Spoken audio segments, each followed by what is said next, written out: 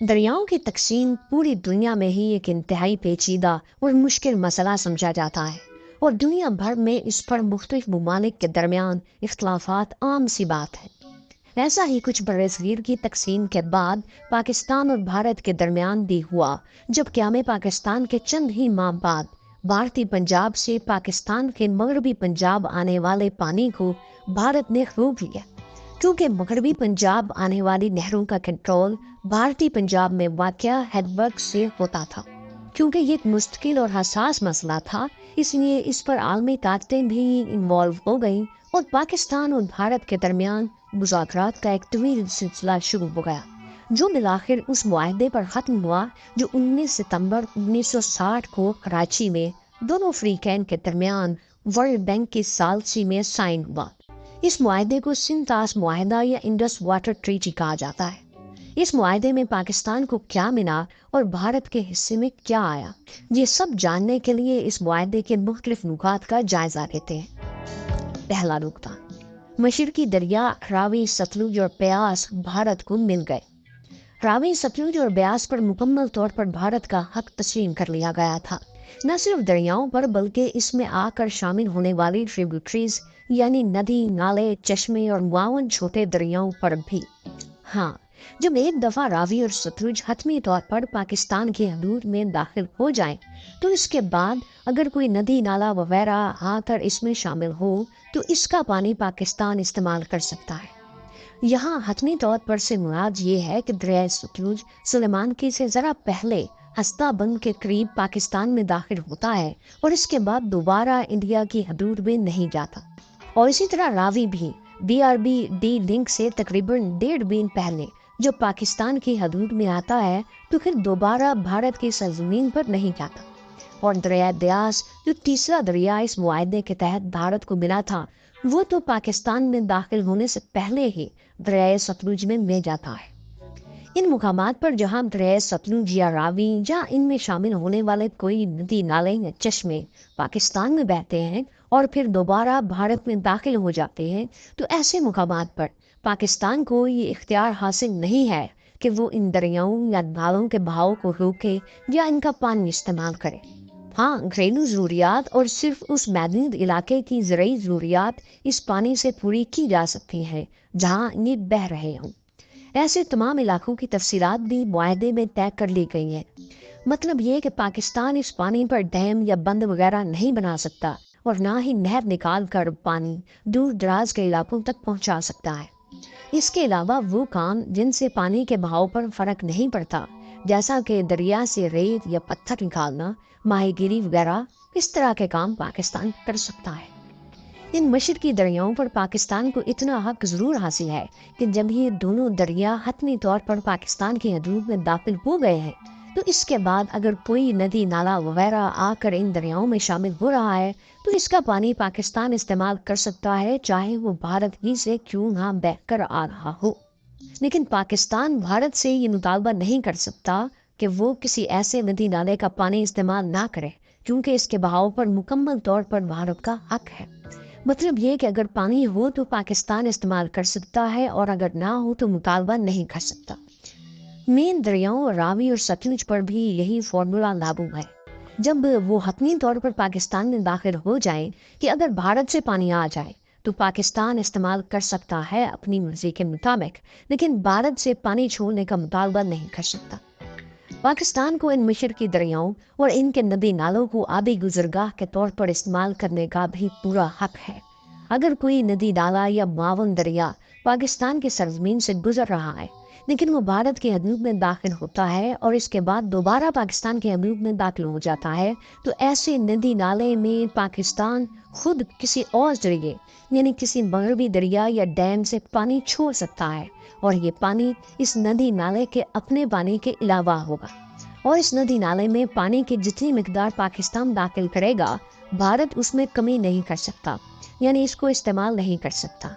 हाँ, जो पानी की मिकदार इस नदी या नाले की अपनी थी, इसको भारत इस्तेमाल कर सकता है। मिसाल के तौर पर अगर पाकिस्तान ने किसी नदी या नाले में 50 क्यूसिक पानी डाला और फिर ये नाला भारतीय हदूद में दाखिल हो गया, لیکن دوبارہ یہ ندی نالا پاکستان میں داخل ہوگا تو بھارت کم از کم 50 کیوسک پانی لازمی چھوڑے گا، کیونکہ وہ پاکستان کا اپنا پانی تھا۔ ہاں، 50 کیوسک سے اوپر والا پانی بھارت استعمال کرنے کا حق رکھتا ہے۔ اس معاہدے کے نافذ ہونے کی تاریخ 1 اپریل 1960 تھی۔ تب سے لے کر 31 مارچ 1970 تک، یعنی تقریباً 10 سال تک، بھارت پابند تھا کہ وہ مشرقی دریاؤں میں معاہدے کے مطابق پانی چھوڑتا رہے۔ یہ اس لیے ضروری تھا کہ پاکستان اس دوران اپنے حصے میں آنے والے دریاؤں کی مدد سے متبادل نہری نظام تشکیل دے سکے۔ یاد رہے کہ کچھ شرائط کے ساتھ یہ 10 سال کا وقت 13 سال تک بڑھایا بھی جا سکتا تھا۔ دوسرا نقطہ، مغربی دریا پاکستان کو ملے۔ اس معاہدے کی روح سے دریائے سندھ، جہلم اور چناب پاکستان کو مل گئے اور بھارت ان کے بہاؤ کو بالکل بھی نہیں روک سکتا۔ ہاں، البتہ کچھ مقاصد کے لیے بھارت ان دریاؤں کا پانی استعمال کر سکتا ہے، جو کہ یہ ہے: نمبر 1، ان دریاؤں اور ان سے متصل ندی نالوں وغیرہ کے پانی کا گھریلو استعمال ہو سکتا ہے۔ نمبر 2، صرف ان علاقوں میں زرعی استعمال ہو سکتا ہے جہاں سے یہ بہہ کر آ رہے ہیں۔ نمبر 3، اس معاہدے کے نافذ ہونے سے پہلے سے جو علاقے ان دریاؤں سے سیراب ہوتے چلے آ رہے ہیں، ان کو بھی سیراب کرنے کا حق بھارت کو ہے۔ ان علاقوں کی تفصیل بھارت پاکستان کو دینے کا پابند تھا۔ نمبر 4، اس کے علاوہ ان دریاؤں پر بند باندھ کر بجلی بنانے کے لیے بھی ان کا پانی بھارت استعمال کر سکتا ہے اس معاہدے کی روح سے، لیکن پانی واپس انہی دریاؤں میں ڈالنا ضروری ہے، یعنی نہر وغیرہ نکال کر پانی دور نہیں لے کر جایا جا سکتا۔ یہ پانی سے بجلی بنانے والا نقطہ بہت اہم ہے اور اس پر بعد میں تنازع بھی بنے، ان کا ذکر ہم ابھی آپ کے سامنے کرتے ہیں۔ 5واں نقطہ، بعض نہریں جو پہلے سے نکلی ہوئی تھیں اور جموں کے علاقے کو سیراب کرتی تھیں، ان کو بھی بھارت کو استعمال کا حق دے دیا گیا، لیکن پانی کے بہاؤ کی حد مقرر کر دی گئی۔ اس بہاؤ اور زرعی استعمال کے علاقوں کی تفصیلات بھارت پاکستان کو دینے کا پابند تھا۔ ان علاقوں میں پانی کے بہاؤ کی نگرانی کا حق بھی پاکستان کو دیا گیا تھا کہ کہیں بھارت طے شدہ مقدار سے زیادہ پانی تو نہیں استعمال کر رہا۔ اب دیکھتے ہیں سندھ پاس معاہدے کا تیسرا نقطہ۔ تو دوستو، لاہور شہر کے بیچوں بیچ سے گزرنے والے گندے نالے ہڈیارہ کا تو آپ کو پتہ ہی ہوگا۔ یہ نالا اور 3 مزید نالے، قصور نالا، سلیم شاہ نالا اور فضیل کا نالا، جو اس معاہدے کے نافذ ہونے سے پہلے سے بھارت سے بہہ کر پاکستان میں داخل ہو رہے تھے، پاکستان سندھ پاس معاہدے کی روح سے ان کی دیکھ بھال کا پابند ہے اور بھارت ان میں اس مقدار سے زیادہ پانی نہیں شامل کر سکتا جتنا معاہدے کے نافذ ہوتے وقت ان میں بہہ کر آتا تھا۔ اور مزید یہ کہ ان نالوں میں اگر پاکستان مزید نکاسی کا پانی ڈالنا چاہے یا زرعی یا ایمرجنسی مقاصد کے لیے استعمال کرنا چاہے تو پاکستان خود اس میں توسیع کا ذمہ دار ہوگا۔ اور اگر انڈیا سمجھے کہ ان نالوں کو چوڑا کرنے یا گہرا کرنے کی ضرورت ہے تو وہ پاکستان کو اس کی قیمت ادا کرے گا، یعنی پاکستان صرف اتنی مقدار کے پانی کے انتظام کا ہی ذمہ دار ہے جو معاہدے کے وقت اس میں بہہ کر آ رہا ہے۔ چوتھا نقطہ، اس نقطے کے مطابق معاہدے کے فریقین دریاؤں کے قدرتی رخ کو تبدیل کرنے کی کوشش نہیں کریں گے اور نہ ہی پانی گندا کیا جائے گا جس سے دوسری پارٹی کا نقصان ہو، اور اگر دریا میں کوئی گندا نالا یا صنعتی فضلہ وغیرہ شامل ہوگا تو اس کو دریا میں شامل کرنے سے پہلے اس حد تک ضرور صاف کر لیا جائے گا کہ اس سے دوسرے فریق کو نقصان نہ ہو اور پانی ناقابل استعمال نہ ہو جائے۔ 5واں نقطہ تھا رقم کی ادائیگی۔ جیسا کہ ہم نے آپ کو تربیلا ڈیم کی کہانی میں بتایا تھا کہ بھارت 6,20,60,000 پاؤنڈ کی رقم بھی اس معاہدے کے تحت پاکستان کو ایک ساتھ میں عطا کرنے کا پابند تھا، لیکن بھارت کو یہ رقم ادا نہیں کرنا پڑی اور دوسرے ورلڈ بینک کے ممبرز ممالک نے رقم کی ادائیگی کر دی تھی۔ 6واں نقطہ، سیلابی پانی کا بہاؤ۔ معاہدے کے مطابق کوئی بھی پارٹی دریاؤں کے قدرتی راستوں پر سیلاب کے دنوں میں جتنا چاہے پانی چھوڑ سکتی ہے اور اس کے نتیجے میں ہونے والے کسی نقصان کی ذمہ دار بھی نہیں ہوگی۔ ہاں، البتہ وقت سے پہلے اطلاع اور پانی کے بہاؤ کی مقدار کی مسلسل معلومات فراہم کرنا ضروری ہوگا۔ دوستو، اس شک کے تحت پاکستان سیلابی نقصان کا ذمہ دار بھارت کو کبھی بھی نہیں ٹھہرا سکتا اور سیلاب سے بچنے کا واحد حل مزید ڈیمز کی تعمیر ہے۔ اس شک کے تحت پاکستان ہی خسارے میں ہے، لیکن ظاہر ہے قدرتی طور پر ہی پاکستان دریاؤں کے ڈاؤن اسٹریم میں واقع ہے، یعنی دریا بھارت سے بہہ کر پاکستان میں داخل ہوتے ہیں، اس لیے اس پر بھارت کو بھی بہت زیادہ قصوروار نہیں ٹھہرایا جا سکتا۔ ساتواں نکتہ ہے پانی کے بہاؤ کی معلومات شیئر کرنا۔ دونوں فریقین آپس میں دریاؤں کے مختلف مقامات پر بہاؤ، ڈیمز میں داخلے اور خارج ہونے والے پانی کی مقدار، نہروں کے ہیڈ سے پانی کے بہاؤ کی مقدار وغیرہ روزانہ کی بنیاد پر یا پھر جو بھی دونوں فریقین میں مدت طے ہو اس میں ایک دوسرے کو دیا کریں گے۔ ان مقاصد کے لیے فریقین مختلف مقامات پر یہ معلومات حاصل کرنے کے لیے آلات بھی نصب کر سکتے ہیں، لیکن اس کی ادائیگی دوسرے فریق کو ادا کرنا پڑے گی۔ پانی کے بہاؤ کی معلومات کے علاوہ اگر کوئی پارٹی کسی دریا پر کوئی بھی تعمیراتی یا کوئی اور منصوبہ شروع کرنا چاہے گی تو دوسرے فریق کو اس منصوبے کی مکمل تفصیلات شروع کرنے سے پہلے دینے کی پابند ہوگی۔ آٹھواں نکتہ تھا مستقل انڈس کمیشن کا قیام۔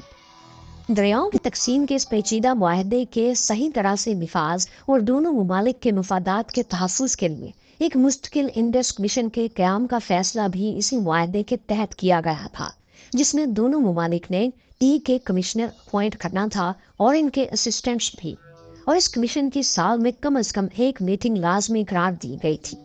ان کمشنرز کا کام اپنے اپنے ممالک کے حقوق کا تحفظ اور معلومات کا حصول اور فراہمی تھا۔ نیز یہ کمشنرز دوسرے ممالک کے کسی منصوبے پر اعتراض بھی اٹھا سکتے تھے اور دوسرے ملک کے کسی منصوبے کو جا کر انسپیکٹ کرنے کا حق بھی رکھتے تھے۔ اپنے اپنے ملک کی حکومت کو سالانہ رپورٹ بنا کر پیش کرنا ان کمشنرز کی ذمہ داری تھی، اور اس رپورٹ میں یہ نشاندہی کر سکتے تھے کہ اگر کوئی ملک کسی قسم کا ناجائز فائدہ اٹھا رہا ہو یا معاہدے کی خلاف ورزی کر رہا ہو، کسی بھی قسم کے اختلاف کو حل کرنے کا فورم بھی انڈس واٹر کمیشن ہی ہے۔ نواں نکتہ تھا نیوٹرل ماہر یا ثالث عدالت۔ اگر دونوں فریقین کے مابین کسی بات پر اختلاف ہو جائے اور وہ انڈس کمشنر سے حل نہ ہو پائے تو ایک نیوٹرل ماہر تعینات کیا جائے گا جو کہ دونوں فریقین کے اتفاق سے چنا جائے گا، اور وہ اس مسئلے کو حل کرے گا اور اپنی تجاویز دے گا۔ نیوٹرل ماہر کے علاوہ بین الاقوامی ثالثی کی عدالت کا آپشن بھی اس معاہدے میں دیا گیا ہے، اور اس عدالت کے قیام سے متعلق تمام تفصیلات معاہدے میں طے کر دی گئی ہیں۔ 10واں نکتہ جو آپ کے سمجھنے کا ہے وہ یہ کہ کیا پاکستان نے گھاٹے کا سودا کیا؟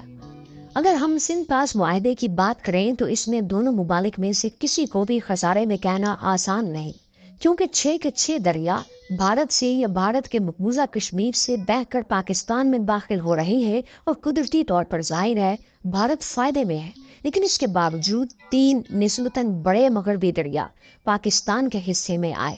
اس کی ایک وجہ یہ بھی تھی کہ پاکستان کی 80% سے زائد آبادی ان دریاؤں پر انحصار کر رہی تھی، جبکہ بھارت کے پاس اس کے حصے میں آنے والے 3 چھوٹے مشرقی دریاؤں کے علاوہ اور بھی دریا ہیں۔ مزے کی بات یہ ہے کہ پاکستان میں لوگ کہتے ہیں کہ ایوب خان نے دریا بھارت کو بیچ دیے، یعنی گھاٹے کا سودا کیا، اور بھارت میں لوگ کہتے ہیں کہ نہرو نے گھاٹے کا سودا کیا اور بڑے دریا پاکستان کو دے کر کمزوری دکھائی۔ 11واں نکتہ کہ کیا بھارت پاکستان کا پانی روک سکتا ہے؟ دوستو، اس معاہدے کے بعد پاکستان اور بھارت کی جنگیں بھی ہوئی، لیکن یہ معاہدہ قائم رہا، کیونکہ انٹرنیشنل معاہدے کی خلاف ورزی کرنا بھارت کے لیے آسان نہیں۔ سیاسی نعرے البتہ ضرور لگائے جا سکتے ہیں، ہاں البتہ سندھ پاس معاہدے کی خلاف ورزی کیے بغیر بھارت پانی کے محاذ پر پاکستان کو نقصان اس طرح پہنچا سکتا ہے کہ راوی اور ستلج میں جو تھوڑا بہت پانی سال کے کچھ مہینے میں آتا ہے اس کو بھی روک لے، کیونکہ معاہدے کے مطابق بھارت اس کا حق رکھتا ہے، لیکن اس کے لیے بھارت کو مزید ڈیمز اور متبادل نہری نظام بھی بنانا پڑے گا۔ دوستو، آخری نکتہ جو سمجھنے کا ہے وہ ہے پاکستان میں پانی کی کمی کیوں ہو رہی ہے؟ یہ سوال بہت اہم ہے۔ یہاں بھارت نے بھی دریائے چناب اور جہلم پر پانی سے بجلی بنانے والے کچھ منصوبے بنائے ہیں جن سے پانی کا بہاؤ پاکستان میں تھوڑا سا متاثر تو ہوا ہے، جیسے کہ دریائے چناب پر بننے والا بگیار ڈیم اور دریائے نیلم پر مقبوضہ کشمیر میں بننے والا کشن گنگا ہائیڈرو پروجیکٹ، لیکن معاہدے کی روح سے بھارت اس کا حق رکھتا تھا کیونکہ وہ پانی صرف بجلی بنانے کے لیے استعمال کر رہا تھا۔ بگیار ڈیم پر پاکستان کے اعتراض پر ورلڈ بینک کے نیوٹرل ماہر نے معمولی تبدیلیوں کے ساتھ भारत का मौक़िफ़ तस्लीम कर लिया था, जिसको पाकिस्तान को भी कबूल करना पड़ा था। इसी तरह किशन गंगा हाइडल प्रोजेक्ट पर पाकिस्तान ने बैनुल-अक़वामी सालिसी की अदालत में भी अपना मुकदमा लड़ा, लेकिन भारत का मौक़िफ़ तस्लीम कर लिया गया। भारत के इस प्रोजेक्ट की वजह से पाकिस्तान के नीलम झेलम प्रोजेक्ट की बिजली बनाने की सलाहियत में 10% तक कमी हुई है, क्योंकि नीलम झेलम में अब पानी कम रफ्तार से आता है और किशन गंगा अप स्ट्रीम पर मकबूजा कश्मीर में दरियाए नीलम ई पर वाक़या है, जो दरियाए झेलम का ही हिस्सा समझा जाता है। लेकिन इसमें भी हमारी सुस्ती इस तरह है कि भारत ने अपना प्रोजेक्ट हमसे बाद में शुरू किया और हमसे पहले मुकम्मल कर लिया। दोस्तों, पाकिस्तान में पानी की कमी की बड़ी वजह हमारी अपनी नाअहली और लापरवाही है। पाकिस्तान ने मंगला और तरबेला के बाद कोई बड़े बड़े डैम्स नहीं बनाए, न पानी को ज़ख़ीरा करने का कोई मुतबादल निज़ाम बनाया। लेकिन आबादी इस दौरान 4 गुना बढ़ चुकी है और वो 2 डैम भी शायद हमने जल्दी में इसलिए बना लिए कि मजबूरी थी। इंडस बेसिन डेवलपमेंट प्रोजेक्ट के तहत वो बनना ही थे, वरना मशरकी दरियाओं से सैराब होने वाले इलाके बंजर हो जाते, जो कि कुछ हो भी चुके हैं। बावलपुर वीकेंड की मिसाल हमारे सामने है। डैम न बनाकर पाकिस्तान दोहरा नुकसान बर्दाश्त कर रहा है। एक तरफ तो पानी की कमी का शिकार होने के बावजूद इंतहाई कीमती साफ पानी समंदर में गिर कर ज़ाया हो जाता है, तो दूसरी तरफ सैलाब आने से मुआशी और ज़राई नुकसान भी होता है। भारत ने आज तक 5000 छोटे बड़े डैम बनाए हैं और पाकिस्तान में बनने वाले डैम्स की तादाद सिर्फ 300 के लगभग है। ऐसे में अपनी तबाही का जिम्मेदार किसी और को ठहराना अक्लमंदी नहीं है। हक तो ये है कि 2002 से 2009 के दरमियान भारत ने दरिया सिंध पर 2 आबी मंसूबे नीमो बाजगो और चुटाक हाइड्रो इलेक्ट्रिक पावर प्रोजेक्ट बिजली की पैदावार के लिए बना लिए हैं। ये दोनों मंसूबे जो दरिया सिंध पर कारगिल और डिस्ट्रिक्ट लेह में बनाए गए, पाकिस्तान की लाइफ लाइन दरिया सिंध का 12 करोड़ क्यूबिक मीटर पानी स्टोर करने की सलाहियत रखते हैं। और जाहिर है इस पानी से सिर्फ बिजली ही बन रही है, लेकिन दरिया सिंध के पानी के बहाव में कमी तो बहरहाल हुई है। और हमारे इंडस वाटर कमिश्नर जमात निशाह ने उस वक्त ना तो ये मामला भारत के सामने उठाया और ना ही हुकूमत को आगाह किया। हमारी हुकूमत और रियासती इदारों को जब होश आया तो पानी सर से गुजर चुका था और भारत तमीराती काम तकरीबन मुकम्मल कर चुका था और इस मामले को अब आलमी अदालत में ले जाना भी बेसूद था, क्योंकि हमारे अपने कमिश्नर ने इस प्रोजेक्ट पर एतराज़ नहीं किया था।